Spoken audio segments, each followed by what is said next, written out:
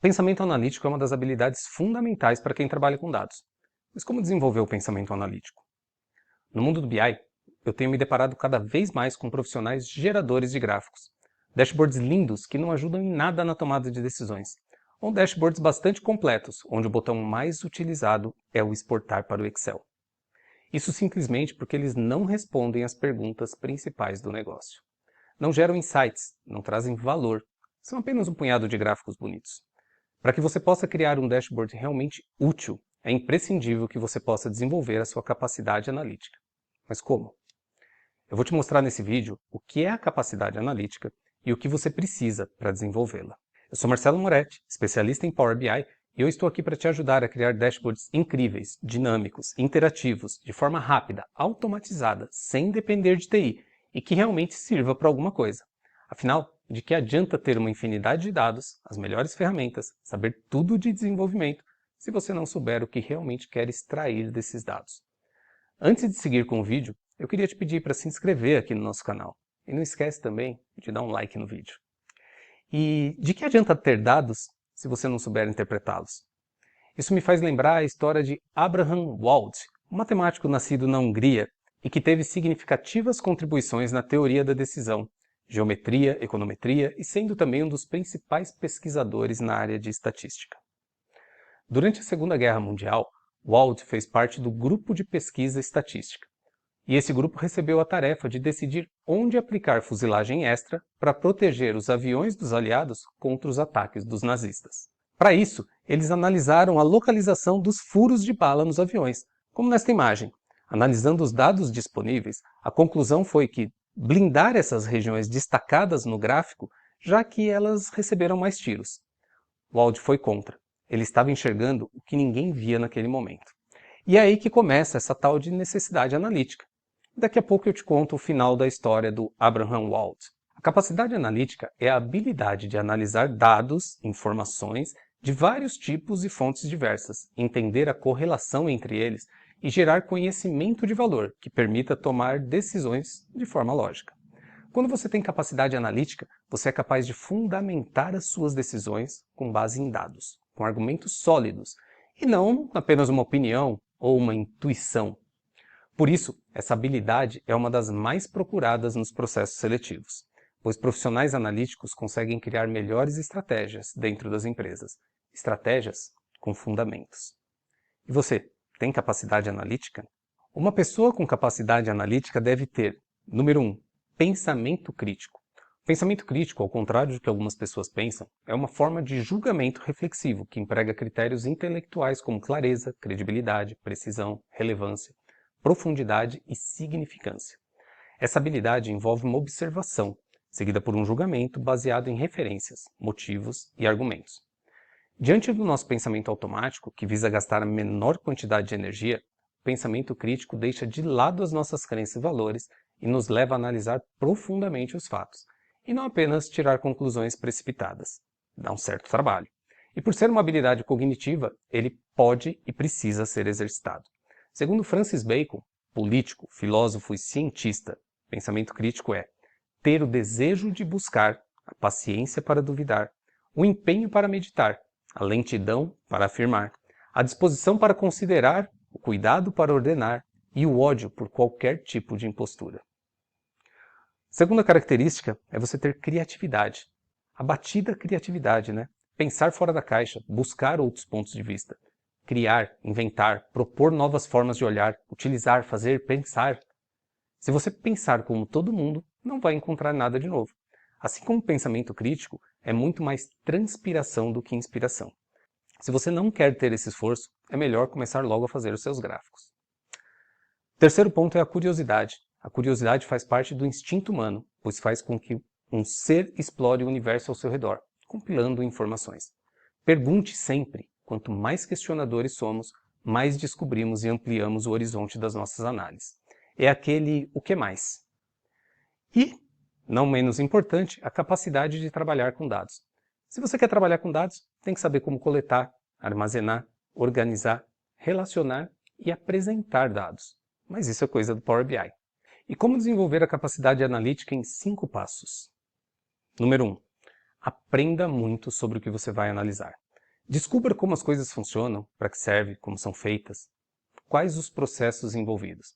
Se você for desenvolver um BI para uma área específica que não for a sua área, aprofunde-se na área primeiro, de forma que você possa até executar esse trabalho. Sabendo como o trabalho é executado, você passa a ter mais compreensão dos processos, o que vai estimular muito as suas capacidades analíticas. Nada melhor do que conhecer muito bem a área de negócio que você está ajudando. Saiba tudo sobre ela. Não vai tentar fazer um BI do financeiro se você nem sabe o que é um valor presente líquido ou uma taxa interna de retorno. Estude antes. Número 2. Defina o problema. Toda e qualquer análise deve começar com a definição do problema. Nesse passo você deve definir a necessidade. Qual pergunta precisa ser respondida? Qual a dificuldade do negócio e aonde está essa dor? E não qual análise o negócio quer porque ele já está acostumado a ver os dados daquele jeito. Em um levantamento de requisitos, você precisa saber quais são os problemas que precisam ser resolvidos, e não aquilo que os usuários querem como resultado final, porque só assim você pode responder também aquilo que ele nem perguntou. Número 3. Encontre os dados. Levante todos os dados disponíveis para ajudar na solução do problema. Procure as correlações, colete, organize cada dado que você acha que pode te ajudar. Mas cuidado para não parar na chamada estratégia do teste positivo, que é a probabilidade de você querer encontrar somente informações para confirmar a ideia que te foi passada, que é tentar validar aquilo que foi dito, e não encontrar erros no problema. É mais fácil registrar a presença de algo do que a sua ausência. Arthur Conan Doyle, o famoso escritor das histórias de Sherlock Holmes, entendeu isso muito bem ao forjar o estilo de pensamento nada comum do detetive. Como no caso da Estrela de Prata, uma das histórias mais populares, onde Holmes deduz que o roubo foi cometido por alguém que conhecia a vítima, pois no momento do crime o cão de guarda não ladrou. Essa era a informação não coletada, a ausência da informação, e a ausência que ajudou na solução do problema.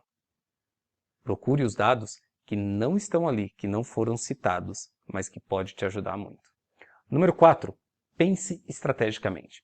Antes de começar a analisar os seus dados, pense estrategicamente. Levante todas as hipóteses possíveis para os problemas apresentados. Lembre-se de pensar fora da caixa como Sherlock Holmes. Explore todas as possibilidades possíveis. Pegue todos os pontos, anote tudo que você acha que pode explicar os problemas ou que podem trazer soluções para os problemas. Só depois que você fizer isso, e só depois, você deverá começar suas análises. Aí você deve testar cada uma das hipóteses levantadas, para ver se os dados confirmam ou refutam essas hipóteses. Número 5. Analise em escala. De nada adianta você coletar milhares e milhares de dados e exibi-los em tabelas. Você vai simplesmente confundir quem está analisando. Vamos supor que você está analisando os dados de uma linha de produção. De que adianta colocar em uma tabela milhares de tempos de produção? Fica muito difícil de analisar, comparar, chegar a uma conclusão. Talvez a melhor forma seja agregar, ter números de referência, mesmo que sejam números extraídos dos próprios números, como a média ou mediana, e então comparar com essas referências, para poder encontrar distorções, aquilo que está abaixo, dentro do padrão, acima ou abaixo. Melhor ainda é apresentar esses números de forma gráfica, chamando a atenção para aquilo que está ok, que está abaixo, que está acima. Essa pode ser uma boa forma para encontrar não só aquilo que está errado, mas aquilo que está funcionando muito bem e que você pode replicar no seu negócio. Pense em como você pode agregar os seus dados para o menor conjunto de informações possíveis, facilitando assim a análise. Mas permita também que seja possível detalhar os dados que você agregou, de forma que se possa provar aquilo que você está mostrando. E quando você agregar, toma muito cuidado também para não ocultar números importantes. A grande descoberta da sua análise pode sumir no meio de uma média mal utilizada. A gente já falou sobre média aqui no nosso canal, e você tem que tomar muito cuidado com ela. Ah, e como terminou a história do matemático Abraham Wald? Vamos voltar lá para os tiros no avião? Depois de analisar a fundo o problema, Wald apontou que havia um viés de sobrevivência nessa questão.